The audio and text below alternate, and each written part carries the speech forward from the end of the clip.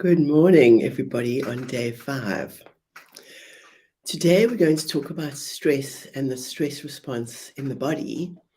And I know you've all heard that stress is really bad for us, right? The stress hormones of cortisol, adrenaline, they are bad for us. They create toxins in our body, they sit in our body, and they lower our immunity. But you might not know that we actually can control our stress response, and it's one of the most important things we can learn to do. So today we're going to be talking about the vagus nerve. Vagus as in Vagas, not Vegas as in Las Vegas, the gambling place. So that vagus nerve is a very, very important part of our nervous system. So basically, our nervous system, they're kind of two parts. There's the central nervous system, which is our brainstem and our spinal cord, and the peripheral nervous system, which basically controls everything else.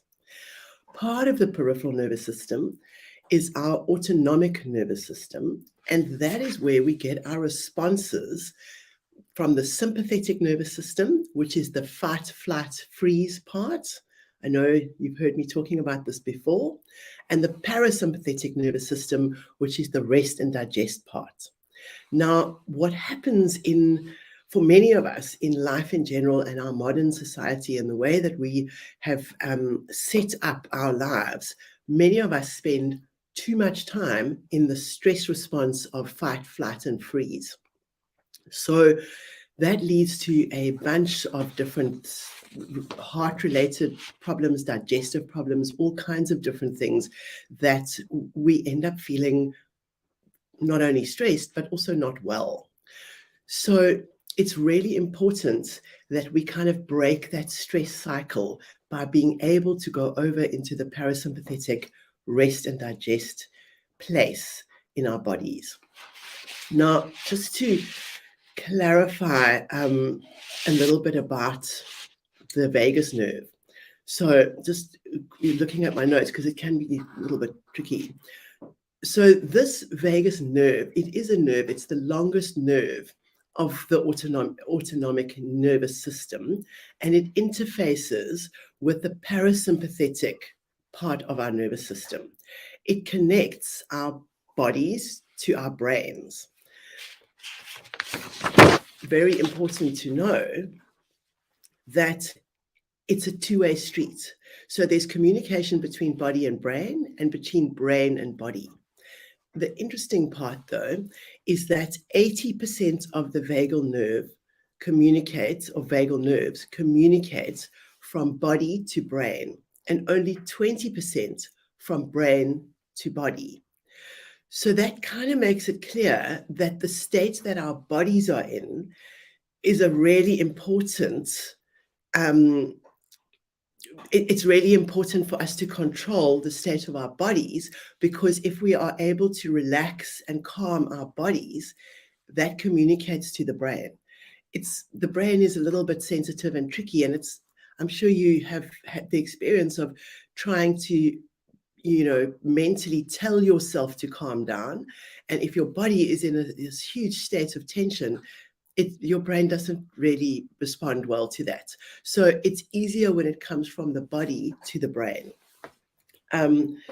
Much easier. And it's so important for us to be able to switch states from the sympathetic fight and flight to the parasympathetic rest and digest. You'll see in your notes, there's a bunch of reasons, but one of them is your heart. Your heart is just, it's so important for your heart health to be able to be in that resting state. It's important for your digestive system. It's important for clearing toxins in your body. So, and it's also important for a general feeling of well-being. It's awful when we feel constantly stressed and not being able to change that response at all. So there are a couple of things that we can do, simple, easy things that we can do, and we're going to be going forward in the next few days with some slightly more technical things. But today, is just a day of practicing how this works. So bearing in mind, it's really important for us to bring our bodies from that stress state to the parasympathetic resting state as often as possible. Being able to swap over to the different states, that is what we call toning the vagal nerve. So the more toned your vagal nerve, the more resilient your body and your mind is. So it's really important for us to do that.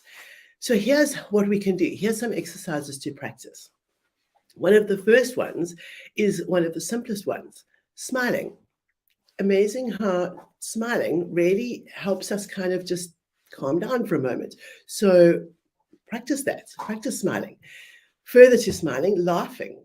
Really being able to have that good belly laugh at least once a day is such an important part of being able to tone that vagal nerve and put us into a more relaxed state.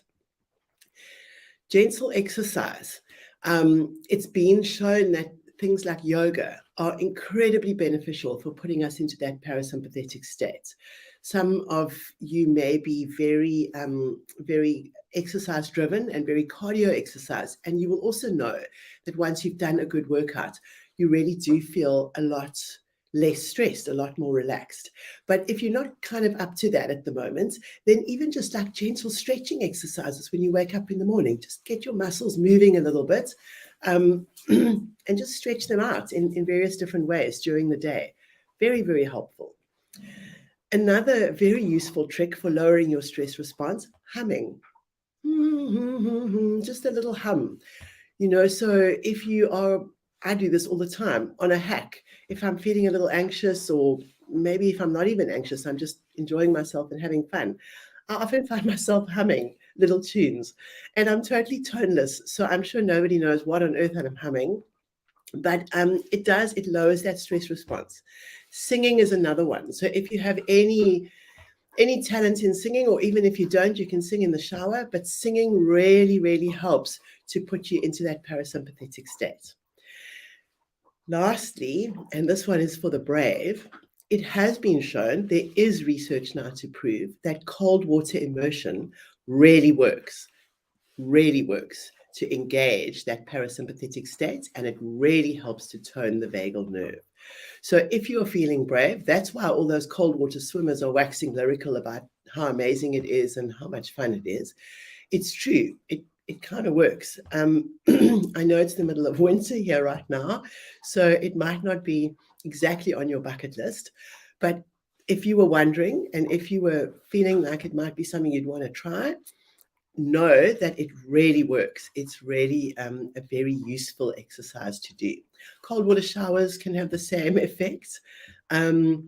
So today I'm challenging you to do at least one of those exercises and try and swap them up and incorporate them and find which one makes you feel the best.